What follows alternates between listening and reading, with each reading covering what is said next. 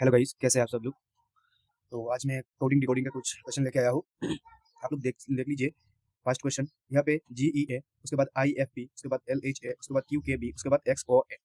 तो पहले क्या है, G है, उसके बाद I है। उसका मतलब यहाँ पे +2 ऐड हुआ। उसका मतलब क्या है, उसका मतलब यहाँ पे +2 ऐड हुआ, +2 ऐड होके यहाँ पे I हुआ। G के बाद HI,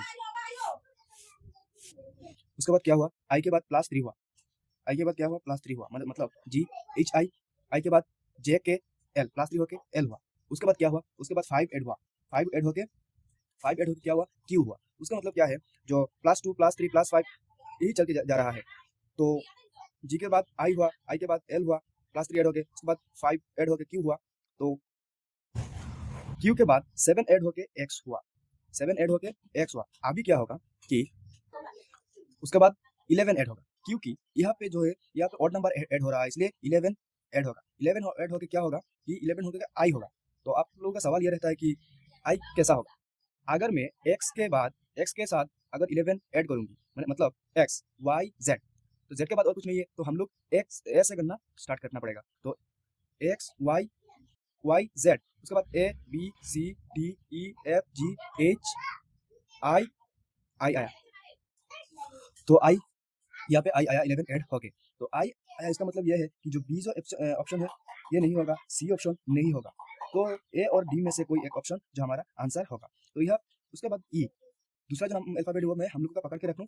उसके बाद E के बाद F, E F, उसके बाद G नहीं H, H के बाद I, J नहीं K, K के बाद L, M नहीं O, O के बाद P Q R S नहीं T होगा। ठीक है, यहाँ पे +1 +2 +3 +4 होके जा रहा है। उसका मतलब हमारा आंसर D होगा। अब है दूसरा number, question number 2। Question number 2 में एकदम इजी है, आप देख लीजिए। यहाँ पे P है, P के बाद Q नहीं R आया, S नहीं T आया, उसके बाद U नहीं B आया। मतलब क्या हो रहा है, यहाँ पे एक जो है +2 हो रहा है, मतलब P Q R S T U V, +2 होके जा रहा है। U V W नहीं X होगा। आंसर क्या होगा, X होगा। X के बाद क्या होगा, X होगा है, X। उसका मतलब A और C में से कोई आंसर हमारा नहीं होगा, X होगा। मतलब B एंड D में से कोई एक हमारा आंसर होगा। तो दूसरा अल्फाबेट हम लोग का क्या है, G है। उसके बाद क्या होगा, +1 हो रहा है, सबके साथ +1 हो रहा है। G, उसके बाद H, उसके बाद I, उसके बाद J, तो क्या होगा, अब K होगा। तो K का एक ही ऑप्शन है, वो यही है। अब है क्वेश्चन नंबर 3। क्वेश्चन नंबर 3 में क्या है, क्वेश्चन नंबर 3 में R, उसके बाद +1 ऐड हो रहा है, RS, उसके बाद +1 RST, उसके बाद +1 होके क्या होगा, TU।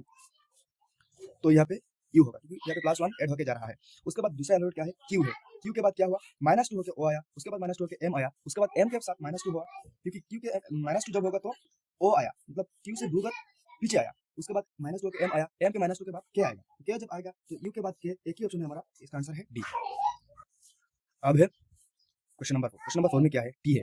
T के बाद R आया, उसका मतलब क्या हुआ, -2 हुआ, ओके, -2 हुआ, T के साथ -2 होके R आया, उसके बाद -2 होके P आया, उसके बाद -2 होके N आया। तो बाद में क्या होगा, सेकंड अल्फाबेट जो है O है, O के साथ +2 होके, O के साथ +2 होके Q हुआ।